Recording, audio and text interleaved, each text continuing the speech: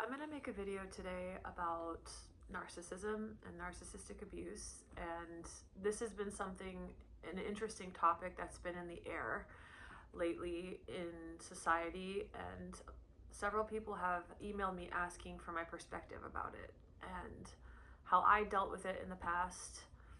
And I just want to give a nuanced talk about it, just whatever intuitively comes through for whoever needs to hear this. And I'll begin by saying I'm not a mental health care professional. I'm not a medical health care professional. I have my own training in working with energy and the mind, but it's not a conventional training. So please take what I say. Beginning from there, I am an attorney. That's something that I am, and I take responsibility for how I present myself, and I don't want to present myself as something that I am not, which is that I'm not a psychiatrist, I'm not a psychologist. So I've had my own kind of red book experience of my own Kundalini awakening, observing my mind, observing my shadow, observing the seductive, controlling, manipulative parts of me, which is part of every human being, right? None of us are exempt from this. We either have the soul or we have the ego, which only knows how to control, manipulate, seduce, right? And we do that in we each have our own flavor of how we do that. So this is not to shame anyone. We are all, it's all the great work for all of us to take responsibility for the way that we are not living as the soul. So I want to start this conversation with an interesting point of view of how I heard recently someone who I respect very much, who is a teacher of Kabbalah, say that, I would be much more concerned for you if you had a kid that was, really depressed and more of in a self-destructive energy than if you had a narcissistic child. Because the narcissistic child probably won't get sick as much. They'll probably, get things done in life. They'll accomplish things, which the purpose of life is not accomplishment. That's not what I'm saying. But however, on a vibrational scale, literally the vibration of someone that's in a self-loathing state, who doesn't believe they have any worth, even though narcissism might be fueled by a deep lack of worth, a deep insecurity. There's a difference between someone who's not making any moves in life, who's hurting themselves, who's stuck in an addiction, that aren't able to function well because they have severe depression. In physics terms, that is technically someone who destroys themselves is technically a lower vibration than a narcissist. Okay, so let's start there. Now, the gift of being self-loathing and being in that much pain is that we're much more likely to awaken, because we don't, the reason why it's hard to heal from narcissism is because there's such a huge payoff. There's such a huge payoff in thinking you're better than everyone, in turning off your empathy so that you can feel like you're on top of the world and feel like you're more powerful than other people.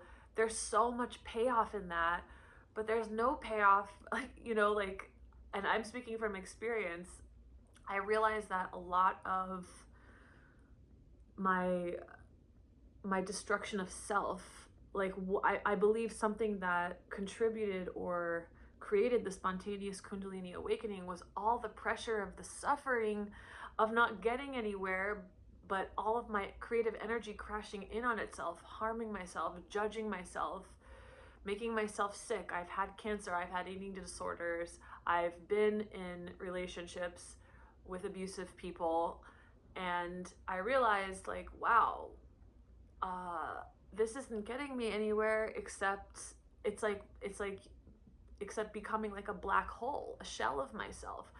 And that is not a noble thing to do, right? We are tricked to believe that being a martyr is noble, and it is not. It's no better than being a narcissist. It's kind of like a black hole, right? If you're not here sharing your gifts, and you're just, you're so self-involved, it is, it's not a type of narcissism, but it's a type of self-obsession that has its own darkness. And I'm saying this from experience again, so I want to start there. It's the people that suffer in that way are more likely to awaken because of the pressure of the suffering, whereas a narcissistic person is having so much fun, getting away with things, like accomplishing things, I've noticed, as just my personal observation, that narcissistic people don't get sick very often, because what creates illness is negative self-talk. Negative self-talk, constant guilt, constant shame. Those energies, a death wish, right? Those kind of energies create sickness in the body, because essentially what you're saying is, I don't want to be here. There's no reason to live. I don't want to be here. I'm a bad person. I'm a sinner. So the spirit starts to leave the body, and the body starts to show symptoms of decay. But a person who thinks they're the best person in the world, or I'm better than everyone, I'm the second coming of Christ, whatever flavor of narcissism it is, they're more radiant in a way. They're vibrating at a higher frequency. So I wanted to just say that for whoever needs to hear it, that we're all dealing with our own flavor of shadow. There's a dark side and a light side to everybody's journey. The light side of the self-destroyer is that they're more likely to awaken. The light side of the narcissist is that they're more likely to share their gifts, which is part of the reason why we come here, is to share, to express ourselves. They are more fully expressed people. So I also want to say that these terms, again, I am not a licensed person to be really even using this terminology, and I just want to say that because these terms are used so loosely, to, first of all, not take responsibility for ourselves, to stay in a state of blame about, blaming other people for what we do, how we feel. And, just because somebody has lied doesn't make them a pathological liar. Just because somebody is confident in their abilities or what they do doesn't make them a narcissist.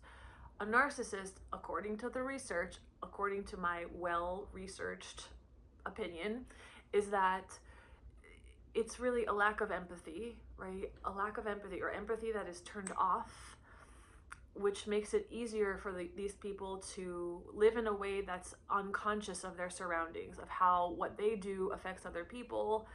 They might tend to be really obsessed with one area of their life, their job, for example, and they ignore the human connections in their life. And then often they wake up, well, if they ever do, maybe in their later years, realizing, oh my God, like I just completely ignored all of the humanity in my life in favor of validation, of achievement. So one of the other pillars is that there's a true belief that they believe that they are better than other people. People don't live at their level. People are better. They are better than other people, right? And we all have a superior the ego can speak as an inferior ego or as a superior ego. We all have moments where we feel huffed and puffed up and that we're better than other people. But pathologically speaking, like a person who is consistently in the understanding that they are better than other people, that's a red flag, right? And sometimes it's not obvious. Sometimes it's only obvious when you watch their behavior, when they do reckless things and they are completely unempathetic to the way that it affects other people, which is what I experienced in my life with another person. So somebody asked me specifically, how did you deal with that?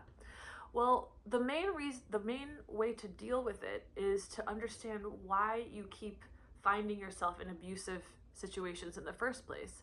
And it's always the same answer. It's low self-worth. It's low self-worth. It's the self-deception that you have no worth. So a lot of times people that believe they have nothing going for them, people who I'll just tell you about myself as a case study to make this very real. I was a lawyer. I am a lawyer, but I used to practice law. I've showed myself pretty consistently that I can achieve things. I finished law school in a third language while I was getting cancer therapy. Like, I'm pretty strong. I've done things in my life that showed me that I can do things. I can handle life. I can do it. I can move. But deep underneath that was always the sense that I wasn't worth anything, right? And I chose a profession because I had never even stopped to think, like, what do I want, right? I had a very, I would call it, no sense of self, no sense of what are my desires, what are my boundaries. I chose a profession that was a reflection of my complete lack of awareness of myself, of who I am, of my desires. I also chose to be in a relationship with someone who, along the same lines, was a reflection of my lack of awareness of who I was. That person was not a good match for me in many ways, but I made choices from very superficial. Oh, my dog has a cone on her head and she just came into my room. Sorry. I made choices from a very superficial place, not having a deep intimacy with myself, because really I believe I didn't exist. I mean, I don't know who I am. I've never, when I was a child, whenever I tried to assert myself and make decisions for myself, I was systematically ignored or forced to do the opposite of what I wanted to do, which this isn't a victim story. This is just the life that I chose to set me up to have these insights. So I learned from a young age, and probably before my birth, that I'm basically like a victim of my environment. I'm a victim of my environment. I cannot make choices. I have no choices. I have no worth. I have no value. I have nothing to give. I never explored who I was, so I just started living in other people's energy. And so I would do what they wanted me to do. I lost the whole mechanism of choice making, okay? So this manifestation of low self-worth brought to me people, right? If I don't believe I have choices, if I believe I'm stuck in life, if I believe I have no worth, if I believe I have nothing to give, and if I believe that nothing that I want matters, or what I feel isn't real, right? These are all beliefs that I had. Then I'm going to attract a partner that will reinforce these beliefs. Because there's two types. The way that reality mirrors back to us, our shadow, is either a literal mirror where we are being mirrored back to us a quality of ourselves, or something that triggers what we have inside of us. So a long relationship that I was in was constantly triggering the feeling within me that I did not matter. Right?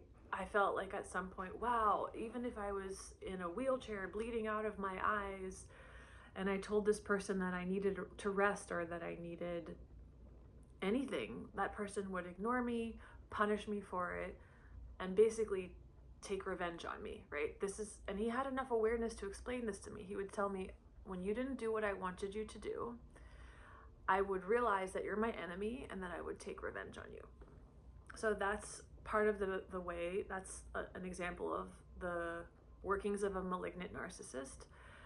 But the real question is, so people ask me, how do you deal with this? You deal with your own lack of self-worth that brings you these people. So, and I'm going to say something else that I've noticed in my life as a person who's emerging out of a place of constant self-destruction. When I started developing confidence and knowing my worth, knowing what I have to give this world, and really embodying that, really carrying that inside of my energy, the people around me, some people around me, did not like it. And they called me arrogant. They called me a narcissist. Like, wow, you think you're so smart. You think that because you had a Kundalini awakening that you're better than other people. It's like, no, actually I had a Kundalini awakening because I literally couldn't figure out how to do anything but suffer. And I think my soul was like, let's get this party started, and broke the whole, the pain and suffering, created a pressure that allowed this light to come through. But I noticed, like, wow, all I'm doing is finally admitting to myself and to the close people in my life, I am proud of myself. I am proud of what I've come through. I'm proud of the understandings that I've come to. I stand in that. I stand in the mastery that I have over certain things in my life, and in certain, my understanding of the psyche, my understanding of the shadow. It's really depth and deep and nuance, and I'm happy that I have this to share. And I noticed that people would put me down. So the answer to the question of how to deal with narcissism is to go through the journey of stop being a martyr, no longer being a martyr, no longer being a self-destroyer, and having the strength of spirit to deal with all of the things that are going to try to put you down. When you move out of a repressed state, you move through fire to get to a sattvic state. And that fire is a reclamation of my desires. It's a reclamation of who am I? Where do I want to live? How do I want to live? Like, I refuse to apologize, justify, or defend my existence anymore. A lot of people in my life, not a lot of people actually, a few people in my life would point out my choice of basically doing what Carl Jung did and taking a deep dive into my own shadow as a waste of time, as a symptom of mental illness. You're not going anywhere in life, blah, blah, blah, blah, blah. And I say to them, you know, you're free to have your opinions, but I trust with all of my soul the process that I'm going through. And if you call that arrogance and you call that narcissistic, be my guest, be my absolute guest.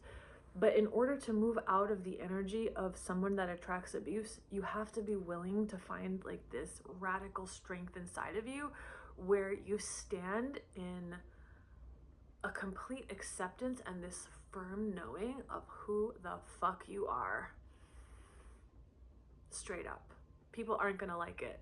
Because if you have been embodying an abused person, you've likely attracted people who like to fix you. So people who like to fix you, as soon as you're not broken anymore, they don't like it that you're not broken anymore. And that, by the way, is a sure sign of how to tell whether you should keep someone in your life or not. If the only reason they're in your life is to play out a role, which is pure ego, right? There's soul and there's ego. If somebody's playing a role in your life, then that's just the ego. If somebody's in their soul, they're listening to you. Somebody that was in their soul would ask me what my experience is. They would want to hear it from my perspective. They'd be willing to listen. They'd be willing to listen. They would let me reveal myself instead of projecting their idea of what I am onto me. So when you're no longer broken, it starts to deeply disturb some people because they got energy from you by playing a role in your life. So you're no longer broken, you're no longer needy, you no longer think that anything completes you. You know, I'll speak from my own case study personally. Like, I no longer feel like a man completes me, even though having a partner is a beautiful experience that I absolutely revere. Achieving anything in any particular timeline doesn't determine my value. Like, nothing determines my value. My value is self-evident because I'm alive, and the process that I'm experiencing is of value to this entire universe, whether you like it or not. So finding a strength of spirit to move through that. And simultaneously, like, having compassion. I have compassion for people who are stuck in narcissistic personalities because, like I said, the payoff is so strong of feeling above everyone, feeling more powerful than everything. There's not a lot of suffering in there until maybe down the line when maybe they're alone, or maybe they've destroyed every tender, caring, or soulful connection that they have in their life, right? It's unfortunately, it doesn't become evident until maybe later in life where they start to, the soul, right? As we approach death, the soul starts to shine through, and hopefully we soften. Not everybody softens, but when the soul starts to shine through, we start to realize like what really matters in life. So we have compassion for that, but the way that you know, first of all, the root cause is your own victimhood. Your own victimhood. And being a victim is another way to control reality. Being a victim, being the masochist, is no better than being the sadist. It's no better than being the sadist. Like I said, the gift of a self-destroying masochistic martyr is that they are more likely, like, those people tend to have more open hearts. However, sometimes their empathy is not healthy, and they actually, because they have no self-worth, they derive all their self-worth from being empathic or from being caring, and that's just the ego all over again. So we have to work, in order to stop attracting abuse, we have to really build ourselves. We have to start building what we embody in this life as an expression of the soul, which is self-evident worth. Whatever you're living, whatever timeline the universe has you on, whatever you've experienced, whatever process you've had, whatever you've been through, that's the process that you need to go through. Revere it, respect it. Don't, I know people that are in the world of healing that they've tried so hard, and that this was me at some point, like so resilient, so, and that willpower will ultimately serve them. So resilient, trying so hard, but no matter what I do, healing is for everyone except me, because I still have this addiction, because I still have this problem. I've said this in other videos that the first step to transcending the red zone and the David Hawkins scale of consciousness, the guilt, the shame, the self-loathing, the apathy, the only way to really overcome an addiction is to tell yourself that you deserve love now, no matter whether you're healed or not. And what does that look like? That's just a complete acceptance of where you are. And when I was still in the throes of bulimia, after having had cancer, after having drains coming out of my neck and radiation and all these surgeries, and still being engaged in a type of self-harm, I felt such a deep shame about myself, such a deep shame. And the day I started radically healing was the day I said, you know what? My God, yeah, I'm not in a place where I want to be. I feel like I'm at a rock bottom. I feel like I truly am at a rock bottom, but guess what? I deserve love. And this is my process. And this amount of suffering that I have endured also opens my heart to the suffering of other people. But really, bottom line, no matter where you are in life, accept it totally, and so much magic will start to come into your experience. So how do you stop attracting narcissists? You stop being abusable. How do you stop being abusable? You're firm about what you feel about something without being cruel about it, right? If you can sense that there's behavior that's off in a relationship, in a friendship, for example, I'll give you another example from my life where I had people in my life who would communicate with me in an aggressive way,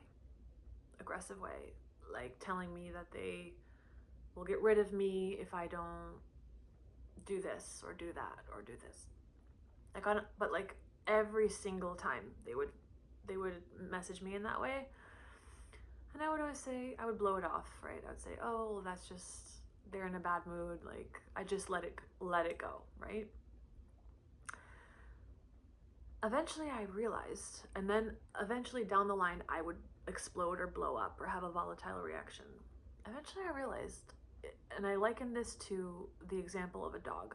If you hit a dog 10 times, it might not bite you, but it might bite you the 11th time, right? So I was choosing people that were treating me like that, but the real question is, why do I think I'm this helpless dog?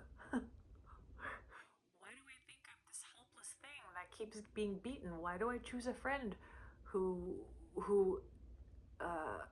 has no sense of empathy or ability to communicate without aggression?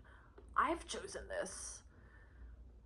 And part of it is that trickster energy. The self-abuser hides in the martyr and hides in compassion and says, well, everybody has problems. Everybody has something, right? We have compassion for that. Sure, have compassion for it, but also make choices. We destroy ourselves when we believe we don't have choices, period. You have a choice. If you feel right, and I'm not saying either to only have people in your life that enable you and stroke your ego, but I am saying for sure that you don't need to tolerate constant aggression from people, constant, people that are judging you or telling you that your life is wrong. No, you don't need that. if any of the things that they say resonate with you, take them into consideration. Take everything into consideration. But also, if we're talking specifically about the pattern of abuse and narcissism, it's that battered housewife energy that I deserve this. It's not really compassion there. It's battered housewife energy. I deserve this. I don't deserve any better than this. Be prepared that if you have been living lifetimes in that energy, be prepared that you're gonna go through a fiery phase. What Carolyn Mace even says, you're gonna have like an almost narcissistic phase where you have to be selfish because for your whole life, you don't even know what it feels like to make a choice. You're gonna start making choices. You're gonna start saying, this is who I am. This is where I wanna live. Yes, this is what's important to me. Yeah, this is how I wanna live my life. This is how I wanna spend my money. But you have to understand that on a spectrum of consciousness, right? That's not a narcissist. A narcissist is somebody who lives their whole life that way. This is also a healing phase where if you've come out of perpetual self-destruction, it's going to look, especially to the egos around you, like you're being arrogant or like you're being whatever, narcissistic. It's bullshit, okay? If you were to stay there, if you were to get power, if you were to get a sense of superiority, you'll start to feel when you're actually choosing that energy as a way to separate yourself from people versus a way to reclaim yourself. There's a big difference between reclaiming myself versus putting this mask on, pretending like I'm better than other people, right? So in my life, I've had to be very firm. Like, I trust in this Kundalini awakening.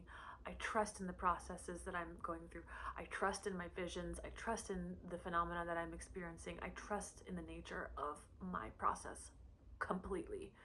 And I don't care if nobody else does. That's a kind of strength of spirit that it literally cannot. It cannot. It's wholeness, right? Part of wholeness psychologically is being completely at peace with your life and with who you are and with everything that you've been through. You are unabusable. You are unabusable if you know who you are, if you're at peace with who you are, and if you know that you don't need to tolerate anything that doesn't feel right to you. I don't want to say anything that doesn't feel good, because sometimes, people in our life are going to give us feedback. It's finding the balance between, I know the difference between, I don't need a friend in my life who threatens me all the time, right? Versus a person that's going to tell me the truth about what they see and not enable my own addictions. You got to have that discernment. So this is just what wanted to come through. A lot of people have been asking me about it. So for whatever it's worth, I hope it was helpful. This is my perspective about narcissism. We all have an inner narcissist. Some of us are embodying more of a codependent victim energy. It is no better than the narcissist. Nobody's better than anyone. It's just harder to heal from narcissism because of the payoff. That's all. So learn to recognize the signs of your own sense of low self-worth, and you won't even have to think about this. You'll have people that respect you. You'll have people who are empathic. You have people with open hearts and compassion if you have that towards yourself. You will not need to figure out this whole narcissism thing. So I hope this is helpful, and I hope you have a beautiful day.